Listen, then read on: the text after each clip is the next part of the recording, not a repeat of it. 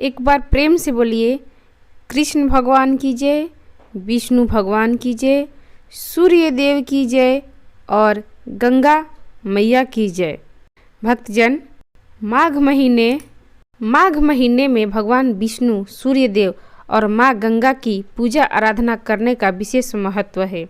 माघ महीने में प्रयाग, हरिद्वार, वाराणसी, नासिक, उज्जैन जैसे अन्य पवित्र स्थानों पर गंगा स्नान और दान करने का महत्व होता है।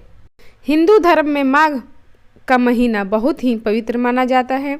हिंदू धर्म के अनुसार माघ के महीने में स्नान, दान, पुण्य और आराधना करने पर विशेष फल की प्राप्ति होती है।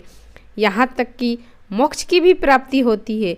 हिंदू पंचांग के अनुसार माघ महीने का आरंभ हर वर्ष पौष पूर्णिमा से शुरू होकर माघ पूर्णिमा तक चलता है। इस वर्ष माघ महीने की शुरुआत 7 जनवरी 2023 से हो रही है।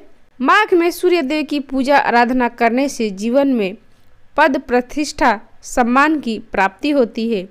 माघ महीने में भगवान विष्णु, सूर्य देव और माँ गंगा की पूजा आराधना करने का विशेष महत्व है। अब आइए जानते हैं माघ महीने का महत्व। माघ महीने का विशेष महत्व होता है। इस माह में सूर्य उपासना करने से हर तरह की मनोकामनाएं अवश्य पूरी होती है। माघ माह में सूर्य देव धनु राशि की अपनी यात्रा को विराम देते हुए अपने पुत्र शनि की राशि में प्रवेश करते हैं। माघ महीने में गंगा समेत कई अन्य पवित्र नदियों में स्नान, पूजन और भगवान विष्णु की पूजा करने का विधान होता है। माघ मास में जरूर करें ये कार्य, आपकी सारी मनोकामनाएं पूर्ण होगी। हिंदू धर्म में माघ का महीना बहुत ही पवित्र माना गया है। माघ में गंगा स्नान किया जाता है और गीता का पाठ करना चाहिए। माघ में गंगा स्नान और भगवान कृष्ण की आराधना करने से शुभ फल की प्राप्ति होती है। माघ के महीने में सूर्य देव को जल अर्पित करना चाहिए और तिल का दान करना चाहिए। इस माह में सूर्य देव को जल में तिल डालकर स्नान करना चाहिए। इसके अलावा माघ माह में प्रतिदिन तुलसी के पौधे में पूजा करनी चाहिए। इस मास में तिल, गुड़ और कंबल के दान का विशेष महत्व होता है। भक्तजन, अभी हम जाने कि माघ मास में हमें कौन सा काम करना चाहिए और आइए जानते हैं हमें माघ मास में भूलकर भी क्या नहीं करना चाहिए। शास्त्रों में माघ के महीने में कुछ ऐसे कार्य होते हैं जिन्हें भूलकर भी नहीं करना चाहिए। कुछ कार्य माघ महीने के दौरान करना वर्जित बताया गया है। माघ मास में मूली का सेवन नहीं करना चाहिए। इस माह में गुड़ से बनी चीज़ों का दान और सेवन करना लाभदायक होता है। इस माह में तिल का सेवन करना भी बहुत अच्छा माना गया है। माघ मास में तामसिक भोजन और मदिरा का सेवन नहीं करना चाहिए। इसके अलावा माघ माह में असत्य और किसी का अपमान नहीं करना चाहिए। इसी के साथ आइए सुनते हैं माघ मास के पहला महात्म कथा क्या है। एक समय की बात है, श्री सूत जी ने अपने गुरु श्री व्यास जी से कहा कि गुरुदेव, कृपा करके आप मुझे माघ मास का महात्म कथा कहिए, क्योंकि मैं आपका शिष्य हूँ।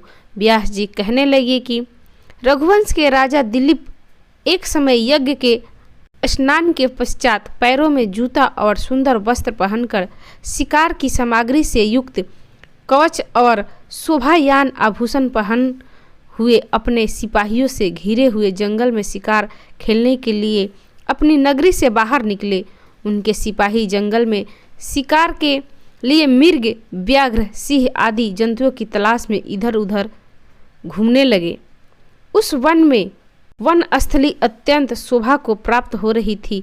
कहीं 2 मृगों के झुंड फिरते थे, कहीं गिद्दर अपना भयंकर शब्द कर रहे थे, कहीं गेंडों का समूह हाथियों के समान फिर रहा था, कहीं वृक्षों के कोटरों में बैठे हुए उल्लू अपना भयानक शब्द कर रहे थे, कहीं सिंहों के पद चिन्हों के साथ घायल मृगों के रक्त से भूमि लाल हो रही थी, कहीं दूध से भरी थनों वाली सुंदर भैंसें घूम फिर रही थी, कहीं पर सुगंधित पुष्प हरी भरी लताएं वन को शोभा बढ़ा रही थी।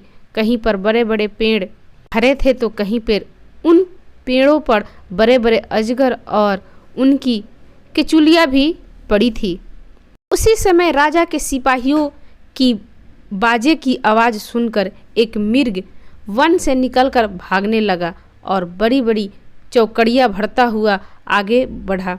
राजा ने उससे पीछा अपना घोड़ा दौड़ाया, परंतु मिर्ग पूरी शक्ति से भागने लगा।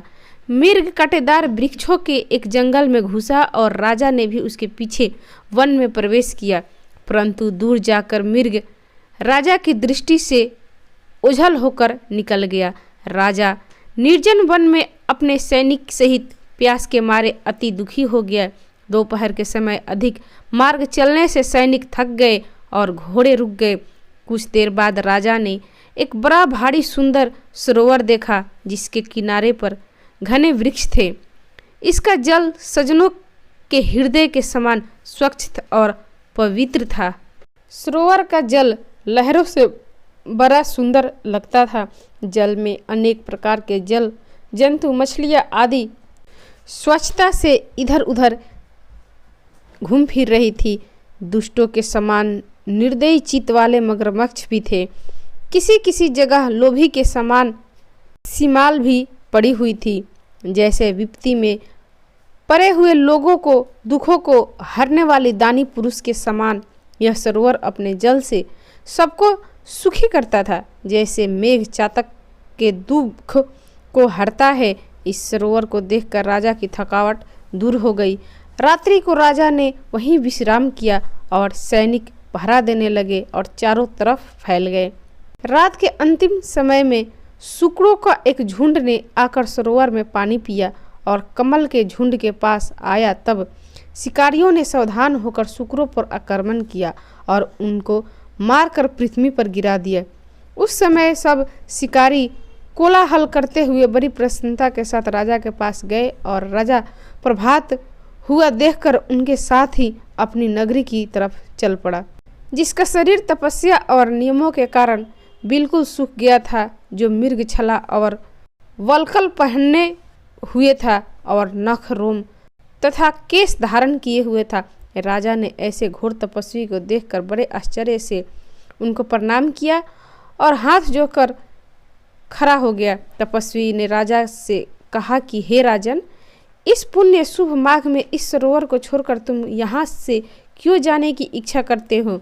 तब राजा कहने लगे कि हे महात्मा, मैं माघ मास में स्नान के फल को कुछ भी नहीं जानता, कृपया कर आप विस्तार पूर्वक मुझे बताइए। तो भक्तजन, आगे की कहानी हम दूसरे अध्याय में लेकर आएंगे। पहला अध्याय की प्रस्तुति आपको कैसी लगी? अगर अच्छी लगी तो इसे लाइक करना, शेयर करना, कमेंट्स करना और मेरे चैनल को सब्सक्राइब करना। बेल आइकन को प्रेस जरूर करना कि पूरे माघ मास की महात्म कथा आपको हम समय पर सुना सके। एक बार प्रेम से बोलिए श्री कृष्ण भगवान की जय। कथा सुनने के लिए आप सभी का धन्यवाद।